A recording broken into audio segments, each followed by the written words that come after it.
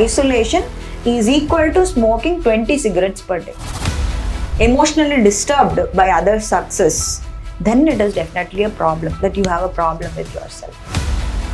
అమ్మాయి అల్లరి చేస్తుంది, అమ్మాయి మాట వినట్లేదు అంటే పెళ్లి చేస్తే సెట్ అయిపో అంటే అబ్బాయిని బలి చేయాలా? 7 మందిలో ఒకరికి ఏదో రకమైన మానసిక సమస్య ఉంది భారతీయులకు అని చెప్పేసి మనకు గణాంకాలు చెప్తున్నాయి. ఇంత భారీగా మానసిక సమస్యలు పెరగడానికి కారణం ఏంటి? అందరికీ అన్ని విషయాలు ఎక్కువ మోతాదులో తెలిసిపోతున్నాయి. అది కూడా ఎలా అంటే,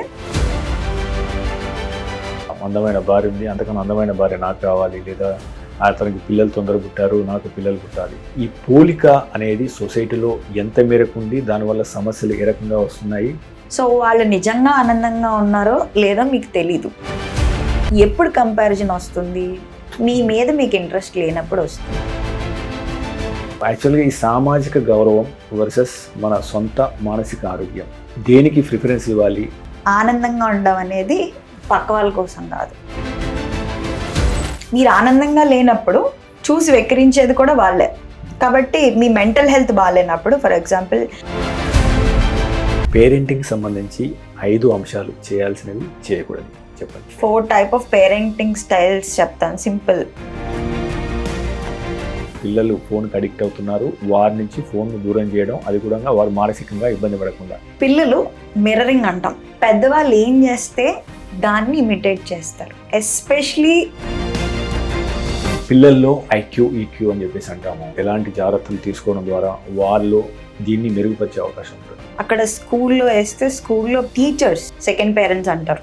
సో స్కూల్లో టీనేజ్ అబ్బాయి లేదా అమ్మాయి వాళ్ళు నిజంగానే ఒక మానసిక సమస్యతో లేదా డిప్రెషన్తో బాధపడుతున్నారని చెప్పేసి తల్లిదండ్రులు ఎలా గుర్తించాలి? This is an excellent question, because చాలా సార్లు బద్ధకం అనుకుంటారు. అది ఉద్యోగులు మానసిక సమస్యలు లేకుండా వాళ్ళు ఆత్మవిశ్వాసంతో ముందుకు పోవాలంటే మీరు ఎలాంటి సూచనలు చేస్తారు? So first of all we should understand office is office. ఏమి యాక్సెప్ట్ చేస్తాం, ఎంతవరకు యాక్సెప్ట్ చేస్తాం. ఎస్పెషలీ విజయారెడ్డి లాంటి ఇష్యూస్ చూసాం. తన 2 పిల్లలతో తను ఈ ప్రపంచాన్ని వీడడం, అటువంటి అంత నిరాసక్తత, అంత శూన్యత అసలు ప్రజల జీవితాల్లో ఎందుకు ఏర్పడుతుంది? ఇక్కడ లోన్లీనెస్ వాయిడ్ అంటాను నేను, emotional void. They have some issue which has to be addressed which is not being addressed. ఆనందం కోసం వెంపర్లాడకూడదంటారా? కిక్ అంటారు చూసారా, అది 24 గంటలు అక్కర్లేదు మనకి. అలా ఉంటే ఇట్ ఈస్ రాంగ్ థింగ్. చిరాకు లేకపోతేనే వాళ్ళు మెంటల్లీ హెల్దీ, అసలు జీరో ఫ్రస్ట్రేషన్ ఉంటేనే వాడు మెంటల్లీ హెల్దీ. ఇలాంటి అపోహ మన సొసైటీలో ఉంది. ఒక సంపూర్ణ జీవితానికి పెళ్ళి అవసరమా కాదా? డెఫినెట్లీ అవసరమే. ఓకే, ఏ రకంగా? లేకపోతే ఏమవుతుంది? హ్యాపీ లైఫ్, కంటెంట్మెంట్ ఉంటుంది పెళ్లి చేసుకుంటే, కంపానియన్షిప్ ఉంటుంది అనుకోవడానికి పెళ్లి చేసుకోండి. అంతేగాని పెళ్లి నిర్ణయం మీద ఎవరి శాతం ఎంత ఉంటే బాగుంటుంది అవన్నీ డిస్కస్ చేసుకోకూడదు, టైం తీసుకోకూడదు. నిశ్చితార్థానికి పెళ్లికి టైం తీసుకుని గొడవలు అయిపోయి విడిపోతారు. అయిపోనివ్వండి. అంటే పెళ్లి చేసుకున్నాక విడిపోవాలా ఏంటి? అంటే మీరు పెళ్లి చేసేస్తారు సరే, వచ్చేవాళ్ళు అడ్జస్ట్ అవ్వాలా? అంటే వాళ్ళిద్దరు కొట్టుకుంటే సగం జీవితం అక్కడికే అయిపోతుంది.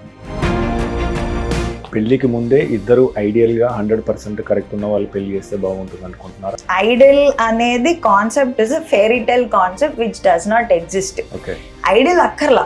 అట్లీస్ట్ భర్త ముందే ప్రియులతో కలిసి ఉంటాను, భర్త ఆస్తి కావాలి అనే భర్తకి మాటలు, ఇవన్నీ ఒక పురుషుల్లో ఒక రకమైన భయాందోళన కలిగిస్తున్నాయి. మీరు ఎవరైనా పెళ్లి చేసుకోవాలనుకోవడానికి ముందు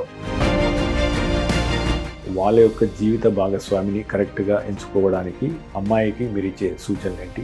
ఫస్ట్ మీట్లోనే ఓన్లీ ఫోన్ చూడటం, మనిషి మొహం చూసి ఎవరినైనా పెళ్లి చేసుకున్నప్పుడు ఆ అమ్మాయి కానీ అబ్బాయి కానీ వాళ్ళకి కోపం వచ్చినప్పుడు వాళ్ళ అమ్మగారు